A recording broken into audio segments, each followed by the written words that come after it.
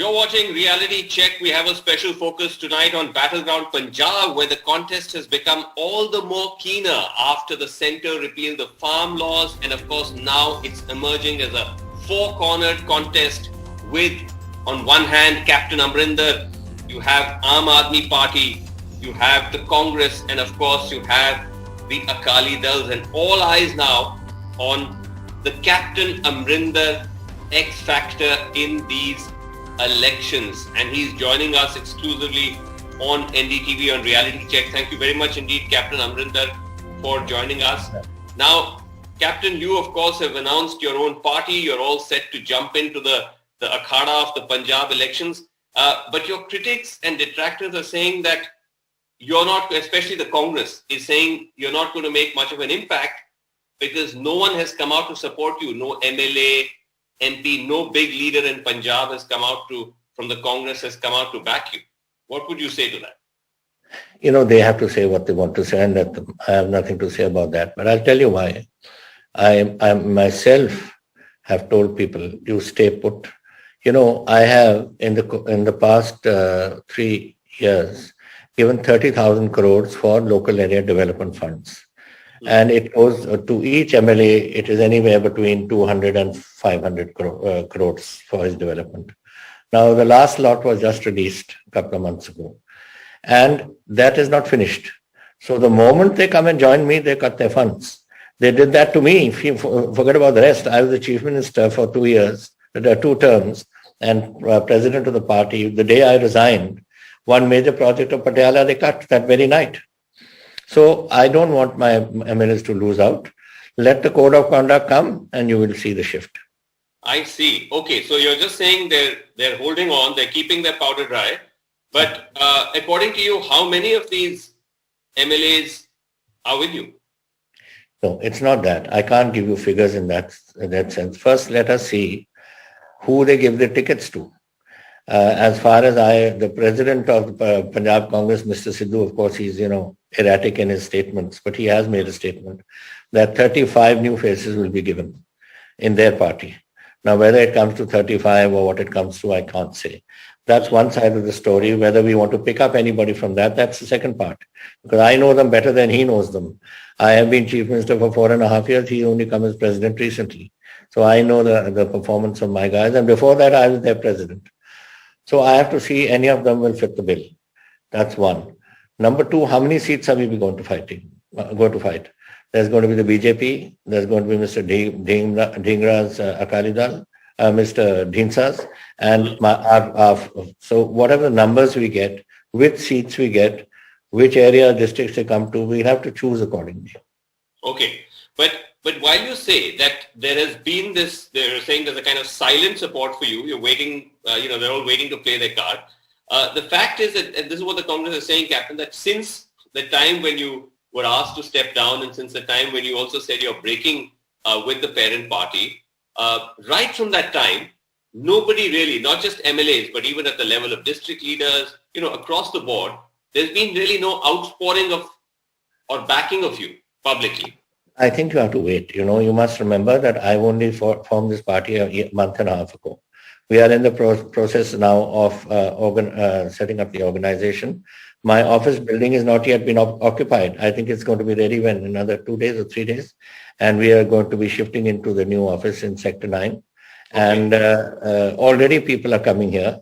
Already I have got perhaps 20 or 30 applicants who have submitted. Every day we get 3 or 4 coming from various people who want to fight their seats. But what is going to come from the sitting MLAs and MPs, that support I can't say now. We'd have to wait till the code comes. Okay. But from the rest of Punjab, there are plenty of people coming. And from other parties, by the way. Forget Congress. And from other parties. Okay. Now you, from what you just said, because you said, you'll also have to keep some seats for the BJP. Does that mean, do we assume by that, Captain, that the tie-up with the BJP has been formalized? And if so, why hasn't it been announced? No, because I was the one who told them that we will only come together once the farmer agitation is over. That was my first one and only condition, that you finish the farmer agitation first and then we'll get together. And so that is now hopefully over. the 3 bills have been repealed and the other things they want, I think, will be resolved in the next couple of days. So once that is done, then we are open. And I have already met the Home Minister and I've already discussed this issue with him. And I told him that this was the one condition. And then he is quite happy to discuss this issue with me. And I also spoke to the Prime Minister on this. And I also told him that we are all set to work with you. Now, what numbers will be there, I don't know. I can't say now. But we have done a thorough check on our own as to where the BJP is strong, where we are strong, where Mr. Deensa is strong. And then we'll sit across the table and decide on that. Okay, so there's no hitch or hold up or a problem with the alliance? No, not from that angle. No, I'm going to hopefully, I spoke to the BJP president also yesterday, and I'm hoping on Saturday I hope to see him. On Saturday you hope to see him. Captain, what would you say to the fact, I just interviewed the Chief Minister last week, Chandni. He said that the BJP is a liability in Punjab, and by as in the captain, hitching your wagon to them, you further sunk your own chances. We know that's a question of perception. Now, that may be Mr. Chandni's perception. It's not my perception. I don't think that is the situation. Do you know that as of today, our own feedback is that there is a total swing towards the BJP in there, and there's a great deal of Hindu support, which I'm also getting. So, but combined, there are 36% Hindus in Punjab, and we hope to pick a very major chunk. More than the Congress, let me tell you. That is what I want you to note today, so that these figures are always there with you. Okay. And we are going to draw the big chunk. And then you find that the farmers' agitation, I played such a role in it from the angle, not directly with the farmers, but on behalf of the farmers with the government of India. And they all know it. So hopefully we'll get a lot of farmer support in this. I am in fact making some... But Captain, certainly the farm laws have been withdrawn, which is of course a huge step. But the farmers are still very much protesting because now they're saying that they want minimum support price to be legalized. So that agitation is still on. Not legalized. Mr. Tomar has, you see, you can't legalize it. Legalize it means that you pass a bill in Parliament saying that this will be the MSP. But that's not the way it can be done, because every year your cost of input is going up and up and up. So your MSP will have to go up too.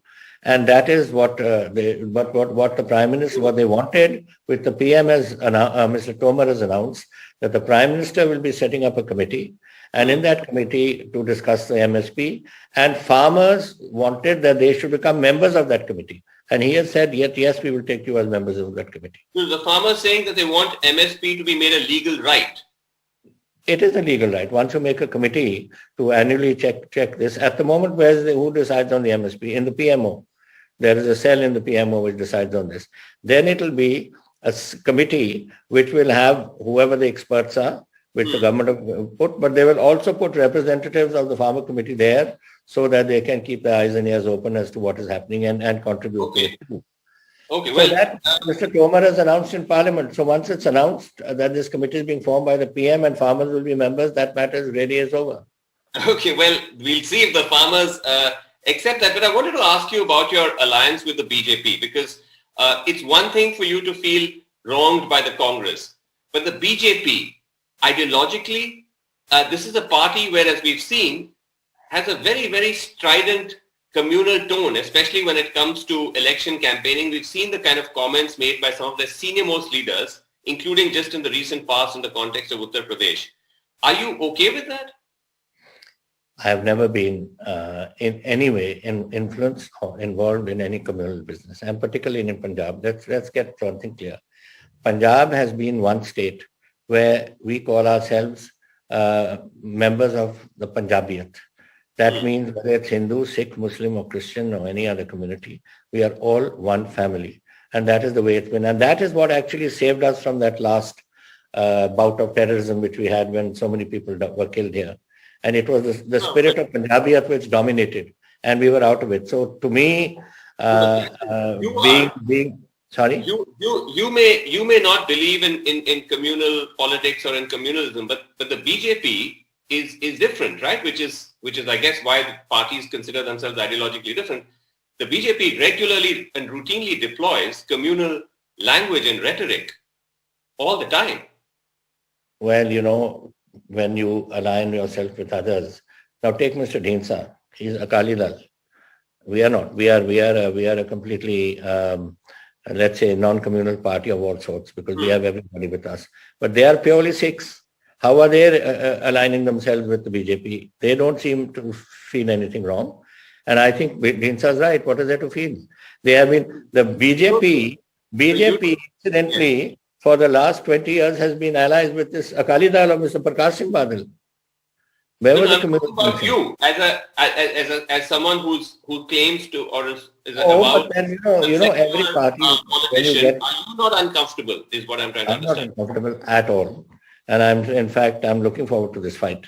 And later on, these things, what we talk about, what we discuss, or what tones they take, that we sit across the table and we discuss these issues. I don't think anyone. I know a lot of BJP members here. In fact, we fought an election together once. Many years ago when Blue Star took place, and BJP and us were together in that election. And I never found anything difficult. Okay, but what about, so communal is one thing, but what about the statements that so many BJP leaders have made about the farmers, calling them anti-national, calling them Khalistanis? You even had BJP leaders virtually inciting violence against the farmers, saying pick up sticks and attack them. You saw what Union Home Minister Ajay Mishra said, that if the farmers come, I'll sort them out in 2 minutes. Well, that I think, is rhetoric which people say sometimes in the heat of the moment when they're talking. You just know me, Srinivasan, and so many people know me. Do I look like a Khalistani? And yet you have people who have called me Khalistani in the past. Who cares about it? Nobody bothers. And when it comes to the functioning with the BJP, every state has its own. One is, of course, the external politics and one is the internal politics. And in internal politics, I don't think the BJP leadership of Punjab would be in any way taboo as far as these views are concerned, because they also know the ground realities in the state. So whatever the national outlook may be at this level, it's different. Okay. I'm saying it may not be BJP leaders specifically in Punjab saying this, but BJP leaders as a whole have been making very, very provocative comments about the farmers. There's been no explanation, apology, retraction of that. You don't think that's a problem for you? I mean, personally and politically? I don't have a problem because I know that, I've been in this game for 52 years. People make statements. Next day they change their statements. Few days later, something else comes. So these ups and downs keep happening in politics. I don't think one should take that seriously because really politics is a game of convenience. And this is what's convenient to them. Today they make that statement, throw these fellows out. Tomorrow they'll say, no, they are our buddies. Like what is Mr. Sidhu going there and hugging the Pakistan chief and calling him the bigger brother and a lovable character, Mr. Imran Khan. And someday in a few years' time, if he start having a hot war with them, he'll have to change his tune. So these things. I wanted to ask you about that because you've been quite strong on Sidhu's meetings with the Pakistani leadership and the comments he's been making. You've been virtually implying that Sidhu is in cahoots with the Pakistanis, is hand in glove. Those are very serious allegations. On what basis, on what proof, some would ask, are you saying that? No, look. First, when Imran Khan was, let's start from there. When Imran Khan was being sworn in, he was then in Telangana during the elections. And I came to know that he was going. So I called him. I said, are you going to Pakistan? And to know, he said, yes. I said, why are you going? The situation is not good. Every day our boys are being killed on the border. And this is not the right thing for you to do. And he told me, he said, okay, so let me think it over. But he went. And when he went, and first he's not supposed to go without asking his chief minister. He never asked me, never bothered to ask me. Like if I want to go as a chief minister, I have to ask the PM. And PM gives me permission. Likewise, the minister must ask me.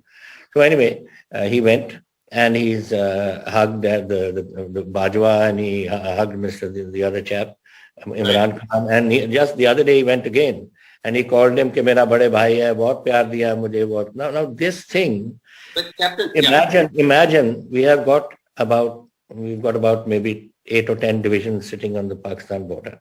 Boys are being killed every day.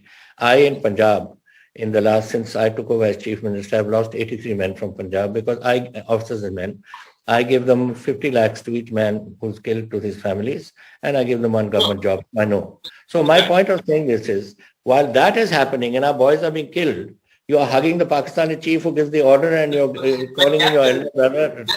But I'm saying, Captain, that interaction with the Pakistanis is not just limited to Sidhu. Even the Prime Minister, as you know, sprang that surprise visit to Lahore. I think it was back in 2015. So why only single out Sidhu? No, not single out Sidhu. He's doing it all the time. And do you know how many weapons are coming in here into Punjab every day now? Why are they coming? Who's doing this? But the Prime Minister going to Lahore, you're aligned with the BJP. No, Mr. Vajpayee went to Lahore. I don't know whether before. I don't think Mr. Gandhi. Mr. Modi was in Lahore. He went in 2015, that surprise visit where he, landed up in Nawaz Somewhere he was coming. Yes, I know. So my point is that's all right. You go. That's the job of the government of India and its foreign minister and its prime minister to better relations between our neighbors. That's fine. Where does Mr. Sidhu come to bettering relations? And his job is only to go there. And what umbrage I took is my emotions are different. I come from the same service as our boys who are getting killed there. And naturally, I've mentioned you 83 from the Sikh regiment, from us. What about the Dogras, the Mahars, the Marathas, the Biharis? All of these boys are getting killed there. And you are going and hugging this Pakistani chief who gives the orders for the shooting. Who's responsible? More responsible? The man who pulls the trigger or the man who gives the order? The question that some are asking, though, is because you have raised this specter of the threat from Pakistan, both in terms of terrorism and in terms of drugs, quite a lot. Is that, are you making, there's definitely a threat, but are you making too much of a threat? Where's the evidence? Any big terrorist been found? Has any big drug smuggler from Pakistan been caught? No, 1 minute. Srinivas, first let's understand the situation, what's happening here. Previously, people used to come under the wire and very little was coming through. Little tunnel here and they catch it and a little goes through and the others nabbed somewhere or left behind.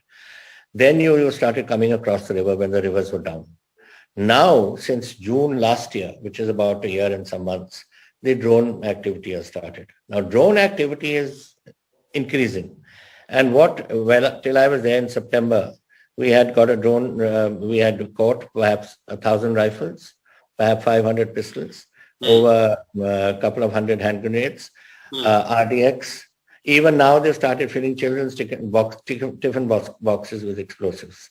Right. So that a child could take it into school and when it opens it for lunch, it blows the whole class up.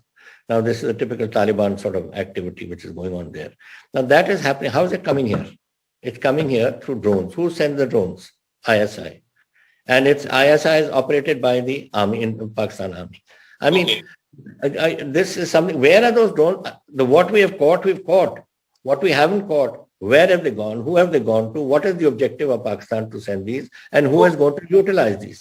So you're saying, now the thing is that because you've sort of ramped up the rhetoric on Pakistan, you would have seen what has happened now with some of your party colleagues bringing in your friend Arusa Alam saying that, she needs to be probed for ISI links. Captain keeps talking of ISI in Pakistan, but what about her? Oh, they will say that, why didn't they say it for the last 10 years? Why now? She's been coming here for 16, 17 years, and if they open the visa, I'll ask her to come again. What's the big deal in it? Friends are friends. She's your community, let me put it, because you're a journalist, she's a journalist. And it's her job to come. And let her come. Well, I will certainly invite her if they open the thing again. And I don't see what they have to say. And if they had a problem, she's been coming for 16 years. Who's been giving the visas? The Congress party, government. When they stop them then? Now it's all after the deed is over and they need to say something, they have to say something. What else are they going to say about me? Well, what they are, of course, what they have been saying throughout, and Mr. Chandni said this to me as well in the interview, was that essentially the Punjab government wasn't functioning, you were not getting things done, and therefore he says he actually led the revolt against you.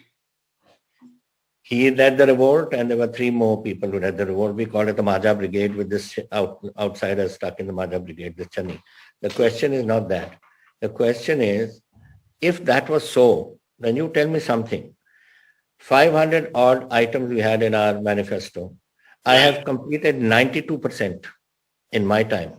Now, whether doing something or not or the other. And also we have been declared, what have we been declared? First in Punjab in infrastructure, first in Punjab in education, this is national, first in agriculture, and what is the other one? Infrastructure, tourism, first in tourism. So out of these things we have done. Now out of the 92, out of that manifesto, 92% have been done. So far, since independence, only one state has achieved 83%, and that is Chandrababu Naidu once. I have gone even beyond that. Then how has the work been done? Chandni can say what he likes because he fears me as an opponent. And otherwise, what was stopping him from saying anything? He didn't lead a revolt against me because of our performance.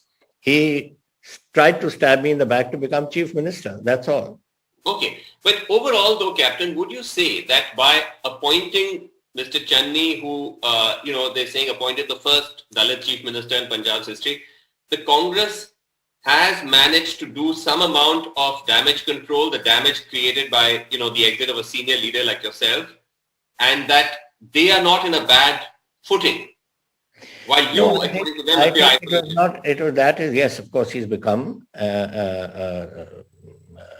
the chief minister. But Srinivas, one thing I want to say, I've said it before, I am against the very word of using the word Dalit chief minister. He's a capable boy, let me tell you. He's been my minister for 4.5 years. He was Minister of Technical Education and was Minister of Cultural Affairs and all. He's done his PhD. He's a capable boy. Whether he's a good administrator or not, time will tell. But I think India should grow out of the business of he's a Dalit and he's not Dalit and he's a Jat and he's a somebody else and all. And let us just say a capable chief minister has emerged. That's one, as far as this is concerned. Okay, but would you still feel, would you agree? But I'm coming to that, but what has happened? He managed to reduce he was not the contender for the chief ministership. There were 3 other contenders. But in that tussle, he came out as a compromise candidate.